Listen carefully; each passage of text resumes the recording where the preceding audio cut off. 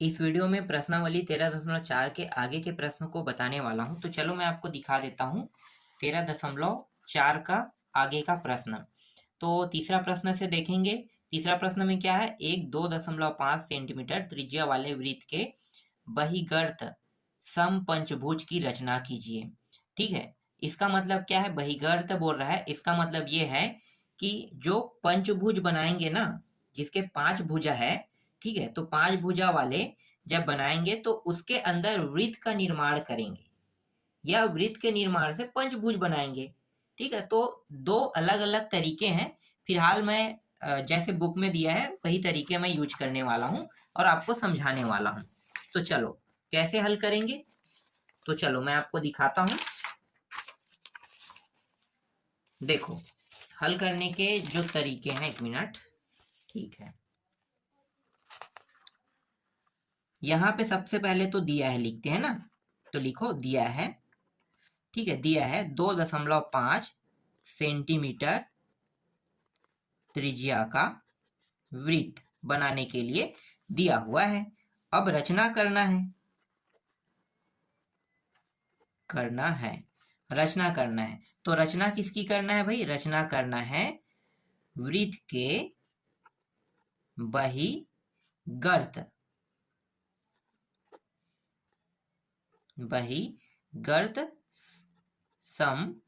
समपंचभुज। ठीक है, इसकी रचना करना है। इसके बाद नीचे में लिखेंगे रचना के पद।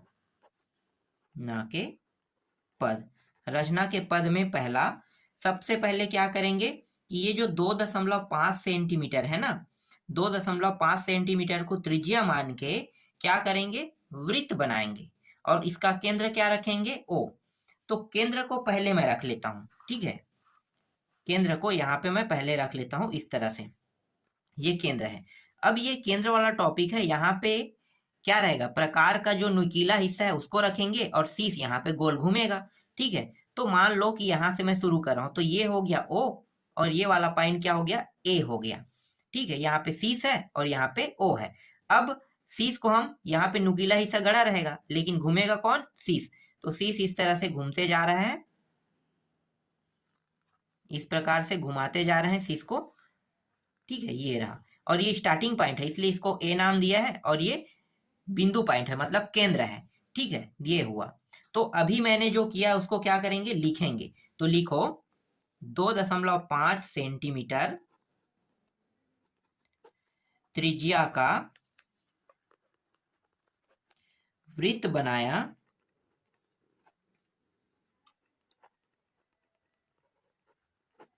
जिसका केंद्र ओ है। ठीक है, देखो जिसका केंद्र मैंने क्या रखा है, ओ रखा है। अब इन दोनों को मिला लेते हैं। तो दूसरा पॉइंट में लिखो ओ ए को मिलाया। ठीक है, ये भी क्लियर हो गया। ठीक, तीसरा पॉइंट लिखते हैं।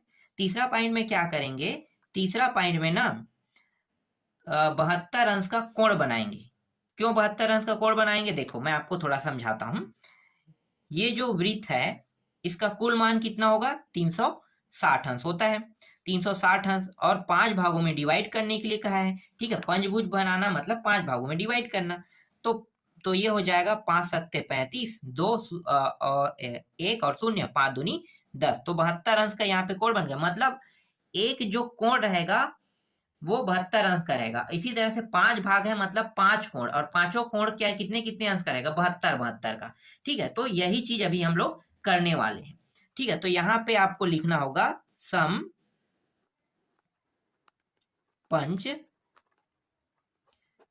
पंचभुज के लिए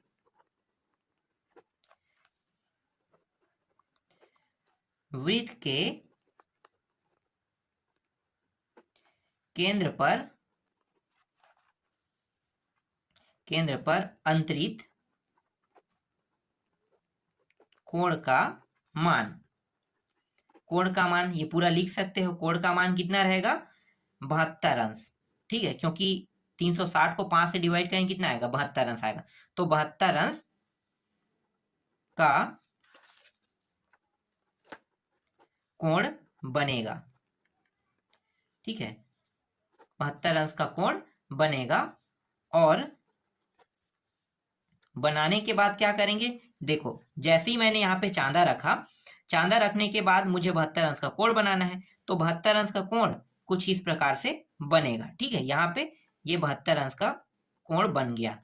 तो ये वाला जो बिंदु पॉइंट है इसका नाम क्या देंगे, बी देंगे ना, तो बी मिल गया यहाँ पे, तो बनेगा। ठीक है, इस तरह से और बी बिंदु प्राप्त हुआ,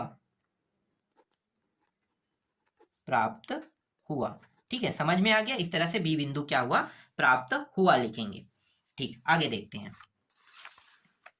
इसके बाद चौथा टॉपिक, चौथा टॉपिक में क्या करेंगे, जैसे अभी हमने ए ओ बी कोण प्राप्त किया ना, वैसे ही अब चांदा इस पे रखेंगे, किस पे, ओ बी पे, ओ बी पे रखेंगे तो क्या प्राप्त होगा, सी बिंदु प्राप्त होगा। जब ओ सी पे रखेंगे तो डी प्राप्त होगा, जब ओ डी पे रखेंगे तो क्या प्राप्त होगा, ओ ई प्राप्त होगा ना, इस तरह से। तो इस प्रकार से 5 भागों में ये डिवाइड हो जाएगा, वृत्त है। ठीक है, वृत्त कितने भागों में डिवाइड हो जाएगा, 5 भागों में। तो इसे कैसे लिखोगे, तो स्टार्टिंग जो पॉइंट है वो है ए है, ए है ना, ए से शुरू किए, तो ए से शुरू करके बढ़ाते जा रहे हैं, तो बार बार लिखने की आवश्यकता नहीं है।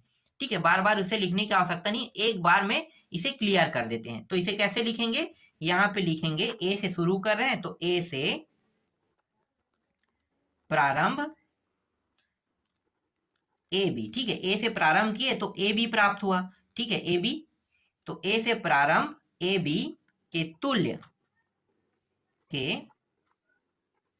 तुल्य त्रिज्या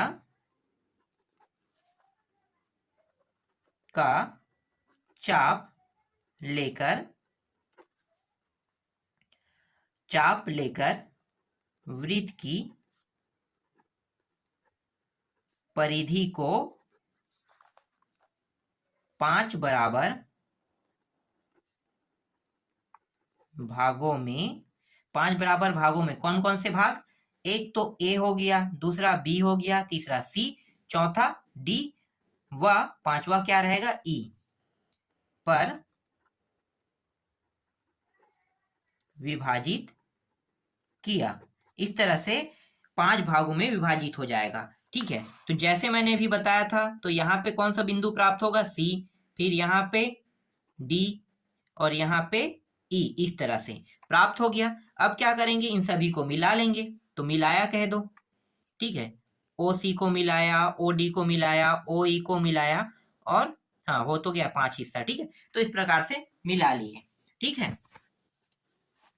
ठीक, तो यहाँ पे 5वां पॉइंट में लिखो, ओ ए, ओ बी, ओ सी, ओ डी तथा ओ ई को मिलाया।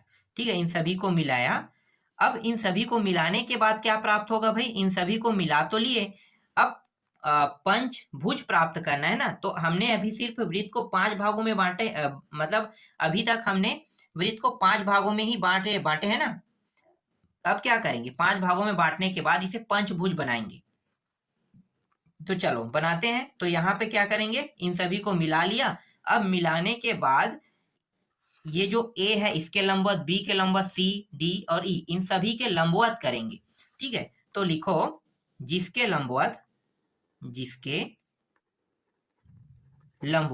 ठीक है, लंबवत करने पर देखो, जैसे मैं यहाँ पे इसे लंबवत करूंगा, ठीक है, तो ये वाला हिस्सा यहाँ तक आएगा और ये वाला हिस्सा यहाँ पे टच करेगा इस तरह से इसे, और ये पीछे भी इधर आएगा, तो ये वाला हिस्सा यहाँ पे टच करेगा। देखो ऐसे यहाँ पे क्रॉस कर दिया, ऊपर गया तो ये वाला इसे टच कर दिया। ठीक है, ये सिरा, फिर ये वाला है तो ये वाला इसे ऐसे टच कर दिया। ठीक है, तो इस तरह से मान लो कुछ इस प्रकार से, एक सेकंड, यही वह जगह गलत हुआ है ना, चलो उसे सुधार लेंगे इस प्रकार से। ठीक है, तो 5 भाग देखो, 1 2 3 4 5। ठीक है, तो 5 भाग यहाँ पे बढ़ गया, तो लंबवत करने पर इस प्रकार से क्या हुआ, एक एक रेखा प्राप्त हुआ। अब इनका भी नाम दे देते हैं, जैसे कि इनका नाम मैं P दे देता हूँ, इनका नाम Q दे देता हूँ, इनका नाम R और इनका नाम S और इसका नाम T। तो देखो कौन सा रेखा प्राप्त हुआ, PAT। ठीक है, PAT प्राप्त हुआ, तो PAT लिख लो, फिर PBQ, फिर QCR, फिर RDSSET। तो इन पांचों को लिख लो। लंबवत रेखा का नाम क्या क्या है? लंबवत रेखा का नाम है PAT है एक का नाम, एक का नाम है PBQ है, एक का नाम है QCR है, एक का नाम है RDS है और अंतिम का नाम है SET है। ठीक है, स्पर्श रेखा खींचा। ठीक है, इस तरह से स्पर्श रेखा खींचा। अब स्पर्श रेखा खींचने के बाद ये क्या प्राप्त हो गई? ये एक पंचभुज प्राप्त हो गया। तो लिखो यहाँ पे छठवां में, अतः PQRST क्या है? अभीष्ट सम पंचभुज है। ठीक है, अब जो चित्र आपको दिखाई दे रहा होगा, ठीक है, ये चित्र, इसे मैंने स्केल और बाकी चीजों के सहारा लेकर नहीं बनाया ना, तो इसलिए ये जो बुक में बना है सेम टू सेम दिखाई नहीं दे रहा होगा, लेकिन इसका जो मान है जो मैंने अभी बताया वो प्रक्रिया पूरा 100% सही है। चलो आगे देखते हैं। इसके बाद देखो ये वाला प्रश्न, चौथा प्रश्न क्या है? एक 3 सेंटीमीटर त्रिज्या वाले वृत्त के बहिर्गत सम अष्टभुज की रचना कीजिए कह रहा है। अब ये प्रश्न आप लोग बना लोगे। ठीक है, मैं ऐसे ही बता देता हूँ, चलो गाइड में ही, बहुत आसान है। देखो बनाने की जरूरत नहीं है, ऐसे ही देखो दिया है 3 सेंटीमीटर त्रिज्या का वृत्त लिखेंगे हम लोग। इसके बाद रचना करना है, क्या लिखेंगे? वृत्त के बहिर्गत सम अष्टभुज लिखेंगे। फिर रचना के पद, पहला सबसे पहले क्या करेंगे? सबसे पहले जब भी बनाएंगे तो इस बिंदु पॉइंट को O को, ठीक है, O और A यहाँ पे रखेंगे। इसके बाद गोल राउंडिंग करेंगे ना। तो देखो यहाँ पे क्या है, 3 सेंटीमीटर त्रिज्या का एक वृत्त बना है जिसका केंद्र क्या है? O है। फिर ये जो O और A है इसको मिला लेंगे। तो O A को मिलाया। फिर सम अष्टभुज के लिए वृत्त के कितने खंड में करना है? 8 है ना। तो 8 से डिवाइड करो, 45 अंश का कोण बनेगा। ठीक है, तो जितने 8 हिस्से होंगे उन सभी का एक एक का कोण में मान रहेगा 45 अंश का रहेगा। फिर OB खींचा। ठीक है, OB प्राप्त कर लेंगे।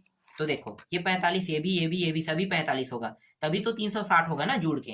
ठीक है, इसके बाद AB से प्रारंभ करके AB के तुल्य त्रिज्या का चाप लेकर वृत्त की परिधि को 8 बराबर भागों में ABCDEFG व H विभाजित करते हैं। और फिर OA OB OC OD, ठीक है, ये सब चीज प्राप्त करें, मिलाया लिखे, जिसके लंबवत ये सब मान प्राप्त हुआ। और अंतिम में PQRSTUVW अभिष्ट क्या है?